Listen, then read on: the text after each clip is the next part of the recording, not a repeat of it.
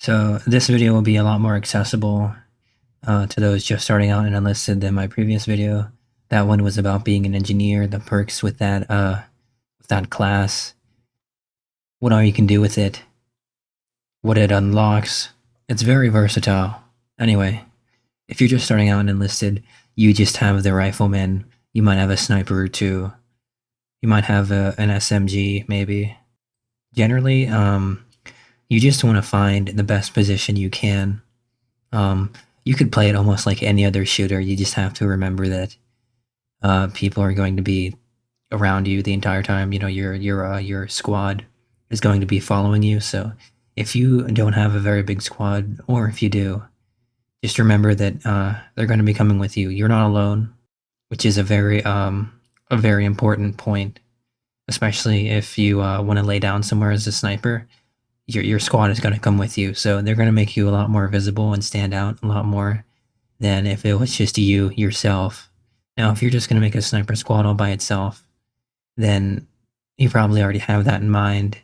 I'm not sure if you can have a squad with just one person. I don't think you can. I think it has to be at least 2 or 3. So you're going to have to keep that in mind. Now, I found a lot of success figuring out the colliders with certain items in a map. So of course you don't want to just run blindly towards the enemy and hope that you might get a shot at him before you die.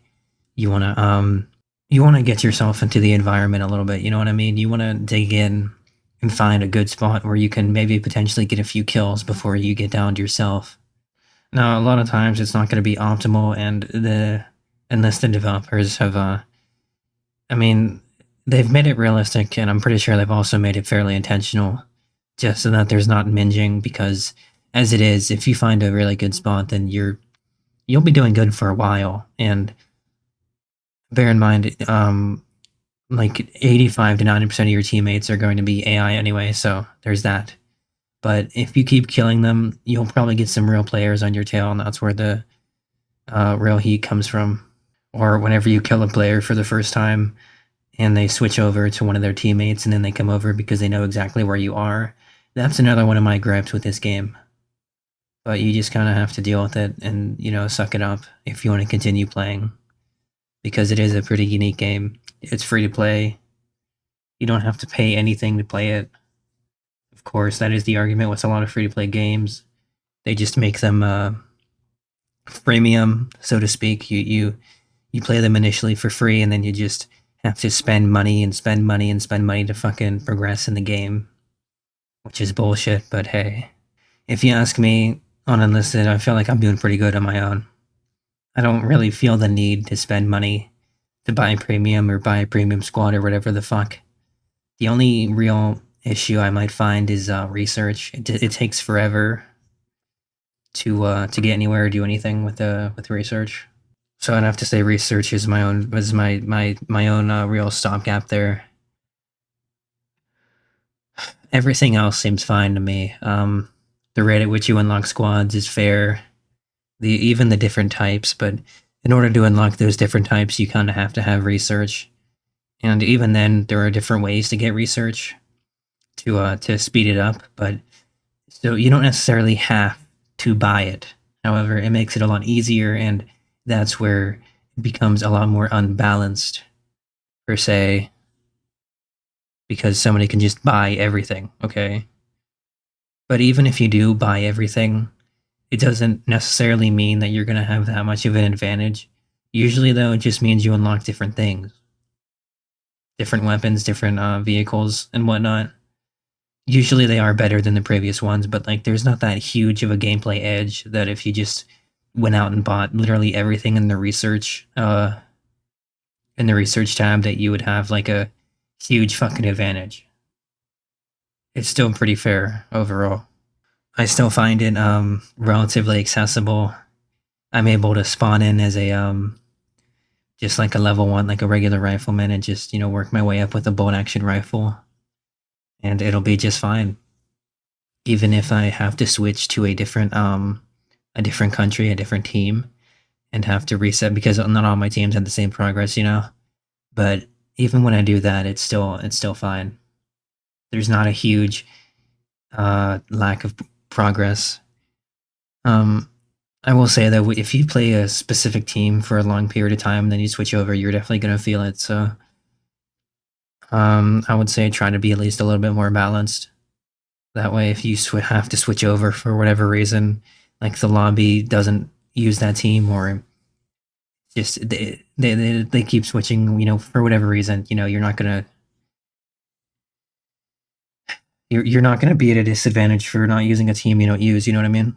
Be stupid otherwise, and I myself have actually kind of made that mistake, which is why I'm advising you. So uh, try to play balanced. Level up your shit at the same time.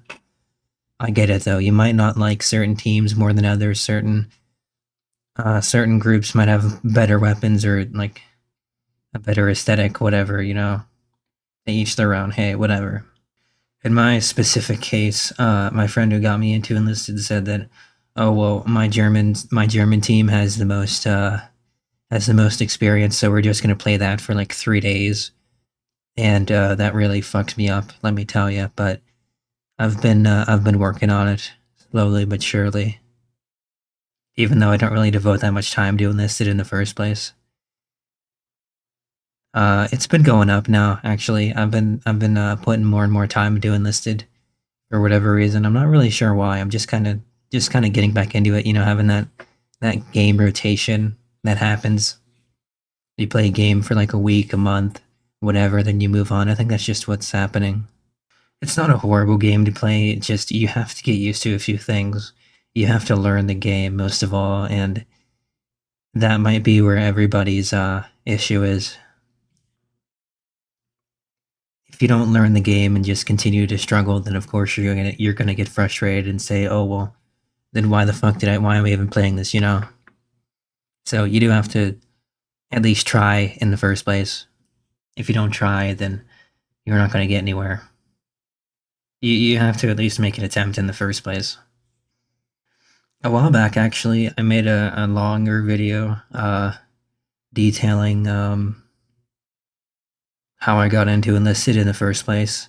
It was much longer. I'm not really sure what happened to it. I think I deleted it on accident. I'm really not sure.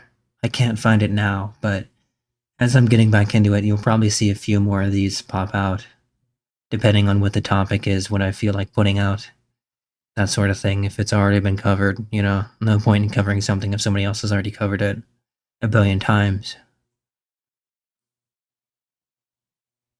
To be honest, though, I feel like Enlisted is kind of I'm not gonna say dying, but it's definitely like on the down low. It's got its own thing going on, which is admirable. Like sort of like just a low profile presence. It could be because it's free to play. I haven't thought about that. That might be it.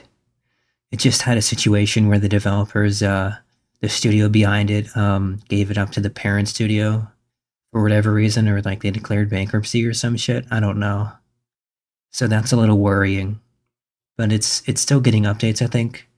Like it's still being updated and being given attention in the current year, which is good. But I've been hearing things about the parent studio that aren't really great to hear. How Enlisted is starting to go down the toilet a little bit. I don't know. I haven't noticed any major changes. Maybe we'll see.